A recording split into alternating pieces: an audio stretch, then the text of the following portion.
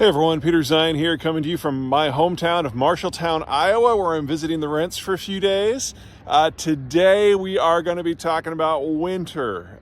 It has been a really weird winter, specifically in Europe, over the course of the last few weeks. In the second and first weeks of January, temperatures have been and are expected to continue to be in the 50s in Paris, in the 40s in Berlin and Warsaw, and in the high 30s in places in Ukraine, most notably Kiev. Now, this is throwing a lot of my forecasts into a bit of a tailspin, but weather does what weather does. Temperatures are, based on where you are, somewhere between 20 and 40 degrees above normal and have been relatively consistently for almost a month at this point. In the case of Western Europe and Central Europe, this means that energy demand has plummeted, because normally these guys would be approaching 0 degrees Fahrenheit, and in those sorts of environments, they simply need to use a lot of energy in order to keep the lights on and especially the heat going. But there have been times that Berlin has broken 50 in December, and in that sort of environment, keeping everybody warm is really easy.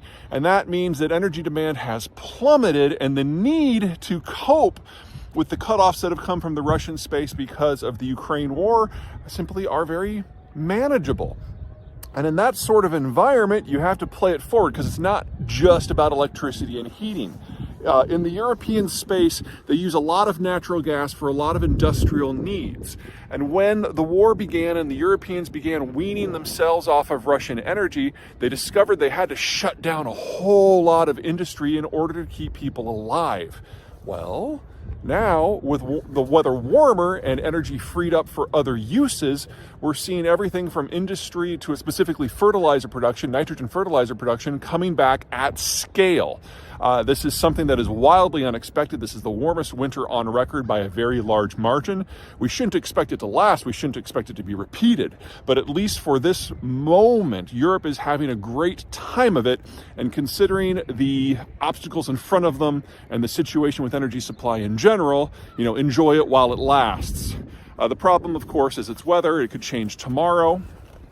Probably will change within a couple of weeks. And then we're going to be back in the same place. The issue is that energy demand tends to be inelastic. And so if you only remove 5 to 10% of energy inputs, and with the Europeans, with the Russian stuff going offline, we're talking 40%, you can easily see a doubling, tripling, quadrupling, sextupling of energy prices like we saw consistently last year. But it also means that it goes the other direction as well. So you reduce demand by 10% and prices absolutely plummeted, and that's where we are today. Won't last. This is not the new normal. All the forecasts are still in place, but if we can hold warm weather throughout, say, January, then you can see the end of the winter on the other side, and we might get to a better position for the Europeans and for global food supplies this calendar year. And that would be unexpected, but very, very welcome. The other big weather thing is further east in Kiev, where temperatures are in the 30s. Now, normally, you have certain seasons that you can and cannot do things in Ukraine. You have your deep freeze in the winter, which is normally mid-November through late February, when temperatures have been so far below freezing for so long that the ground freezes solid and tanks can move around in fields just fine. But then you've got the shoulder seasons in October and early November, and then in March and into April that are kind of mud seasons. And in those sorts of environments, you can really only drive on roads.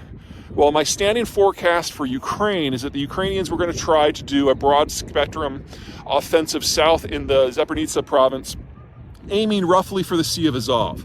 It's not that they needed to reach the sea itself. They just needed to get close enough that their artillery can target the trucks that are the primary supply line for equipment being shifted from Russia proper to the southern front in Kherson.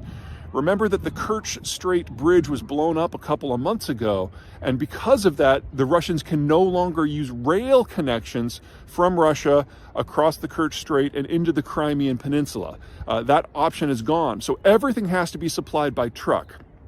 The Russians don't have a lot of tactical military support trucks left, so their only option is to use basically city vans and Scooby-Doo vans and city buses in order to ferry artillery shells. And, every time you hit a speed bump, everyone's like, eh! And when those things go up, wow, they really go up. But if we are in the 30s in Ukraine for temperatures, mud season is getting a second lease on life here.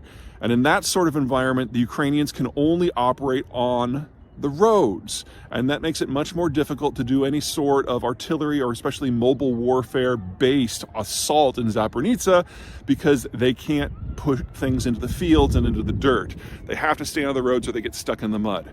So this has provided a bit of an operational pause, which is really working against the Ukrainians.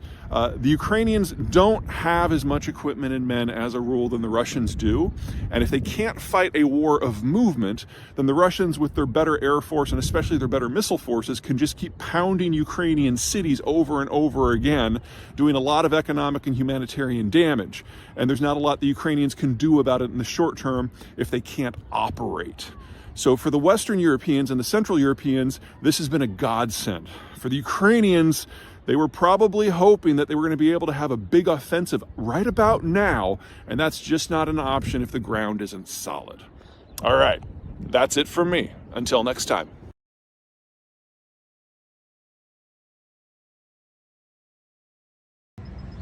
Hey everyone, Peter Zeihan here, coming to you from the Smithsonian Castle in Washington, D.C., which I thought would be a great backdrop for the next of this leadership series on American presidents and world leaders. The topic today is Barack Obama, who, in my opinion, is the third smartest president the United States has ever had after Jefferson and Clinton. That doesn't mean he was successful. Barack Obama was the first leader in the post-World War II era to really not come from a party. He campaigned on his personal charisma. He had never had what we would consider a grown-up job. He was the junior senator from Illinois, and aside from being a constitutional law professor, really hadn't had a big boy job until that point. And it shows in his management skills. Before becoming president, the biggest thing he'd ever done is manage his own campaign, which had a staff of like 16 when he was running for Senate the first time. In that sort of environment, when you suddenly inherit the American government apparatus with a staff of several million, he was wildly out of his depth, and more important, he wasn't interested in the job once he got it. Being president means managing, and that means communicating with people. And while he was wildly intelligent, he didn't really care to be around others. So when he absorbed his briefs, he would read them. He rarely asked questions. He might submit questions to an agency for a written brief, but he really didn't interact with the people who put it together. So he built up his raw intelligence and his understanding of a situation in a way almost unparalleled in American history, but then nothing ever came of it. For 8 years, the United States effectively didn't have a foreign policy because he didn't want to speak with foreign leaders. He didn't want to speak with his congressional allies. He didn't want to speak with other people in the Democratic Party. He didn't want to speak with his own cabinet. And so for 8 years, we had one law that was basically passed in his tenure. That's Obamacare, and it wasn't even written by the White House. Congress put that together. The disconnect between Obama and the government is directly responsible for the disenchantment that a lot of Americans feel with government in general.